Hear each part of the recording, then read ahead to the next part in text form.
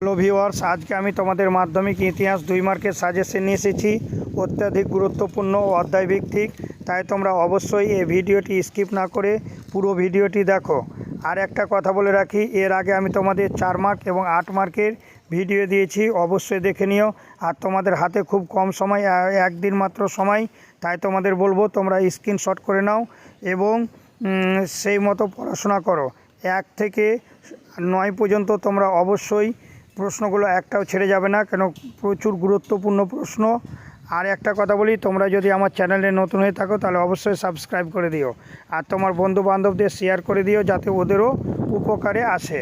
আর খুব কম সময়, তাই তোমাদের বলছি আমি প্রতিটা প্রশ্ন পড়ব না, আমি শুধু সময় দেব। তোমরা স্ক্রিনশট করে নিয়ে তোমরা এই ভিডিওটিকে খুব ভালো করে দেখে নাও এবং এর বাইরে একটিও প্রশ্ন আসবে না, কারণ আমি ইতিহাস, বাংলা এবং ইংরেজি যে ভিডিও দিয়েছি তোমরা দেখে নিতে পারো, 100% কমন এসেছে। আর একটা আমার দৃঢ় বিশ্বাস যে ইতিহাস থেকেও 100%ই আসবে। তার সাথে সাথে আমি ভূগোলেরও সাজেশন দিয়ে রেখেছি, তোমাদের পরীক্ষার পরে কমেন্টে অবশ্যই আমাকে জানিও। আর যদি কোনো কিছুরই সাজেশনের প্রয়োজন থাকে অবশ্যই আমাকে কমেন্টে জানিও। কোনো প্রশ্ন যদি বুঝতে কোনো অসুবিধা থাকে তবুও আমাকে জানবে। আর একটা কথা বলছি, প্রথম অধ্যায় থেকে তোমরা স্ক্রিনশট করে নাও। আর আমি কয়েকটি প্রশ্ন পড়ে দিচ্ছি। 1 নম্বর, নতুন সামাজিক ইতিহাস, নিম্নবর্গের ইতিহাস চর্চা। নিম্নবর্গীয় ইতিহাস চর্চা বলতে কী বুঝো? ভারতীয় জাতীয়তাবাদের ইতিহাস 1911 গুরুত্বপূর্ণ কেন? আমি এই যে 9 দাগের প্রশ্নটি পড়ছি। 1987 খ্রিস্টাব্দে সরকার কেন সম্প্রকাশ সাময়িকভাবে বন্ধ করে দেয়? এটা প্রচুর গুরুত্বপূর্ণ। আর দ্বিতীয় অধ্যায় থেকে তোমরা স্ক্রিনশট করে নাও।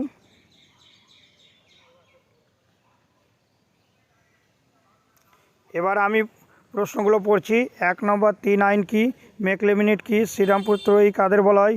উডের নির্দেশনামাকে ভারতের শিক্ষা বিস্তারে ম্যাগনা কাটা বলা হয় কেন? প্রাচ্য পাশ্চাত্যবাদী কাদের বলা হয়? আর এখান থেকে 9 দাগের প্রশ্নটি দেখে নাও। মধুসূদন গুপ্ত কে ছিলেন? এবার 10 দাগের প্রশ্নটি কে, কবে, কেন ফোর্ট উইলিয়াম কলেজ প্রতিষ্ঠাতা করেন? 12 দাগের প্রশ্নটি উদের ডেসপ্যাচ, এগুলো দেখে নিও। 14 দাগের প্রশ্নটি কাদম্বিনী বসু বা কাদম্বিনী গাঙ্গুলি স্মরণীয় কেন? লালন ফকির। এ কটা প্রশ্ন করলেই হবে, যেহেতু আমি অত্যাধিক গুরুত্বপূর্ণ তাই নিচে থেকে পড়লাম। আর তৃতীয় অধ্যায় স্ক্রিনশট করে নাও। 1 নম্বর, 3 কাঠিয়া প্রথা কি? দাদন প্রথা কি? কুতকাঠি প্রথা কি? ওয়াহাবি আন্দোলনের উদ্দেশ্য কী ছিল? তিতুমির স্মরণীয় কেন? কেনারাম বেচারাম কি? ব্রিটিশ সরকার কেন অরণ্য আইন প্রবর্তন করেন? মুন্ডা বিদ্রোহের লক্ষ্য কী ছিল? দুদু মিয়া স্মরণীয় কেন? এই যে 11 দাগের প্রশ্ন, দামিয়ে কোল। 12 দাগের প্রশ্ন, এলাকা বে এলাকা চাষ। 13 দাগের প্রশ্ন, দিকু। চতুর্থ অধ্যায় স্ক্রিনশট করে নাও। 1 নম্বর, সর্বসম্মতি যুগ বলতে কী বুঝো? ইলবার্ট বিল কি? গগেন্দ্রনাথ ঠাকুর কীভাবে ঔপনিবেশিক সমাজের সমালোচনা করেছিলেন? আমি সবগুলো কিন্তু পড়ছি না টাইমের জন্য, যেহেতু তোমাদের হাতে খুব কম সময়, তাই তোমরা স্ক্রিনশট করে নাও। পঞ্চম অধ্যায় থেকে কে, কবে ক্যালকাটা বুক সোসাইটি প্রতিষ্ঠাতা করেন? জাতীয় শিক্ষা পরিষদ কেন প্রতিষ্ঠিত হয়? বিটিআই প্রতিষ্ঠার উদ্দেশ্য গুরুত্ব কী ছিল?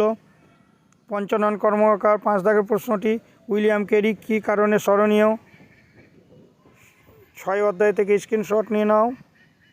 ওয়ার্কস অ্যান্ড পেজেন্টস পার্টির উদ্দেশ্য কী ছিল? তাম্রলিপ্ত জাতীয় সরকার কী কী উদ্যোগ গ্রহণ করেছে?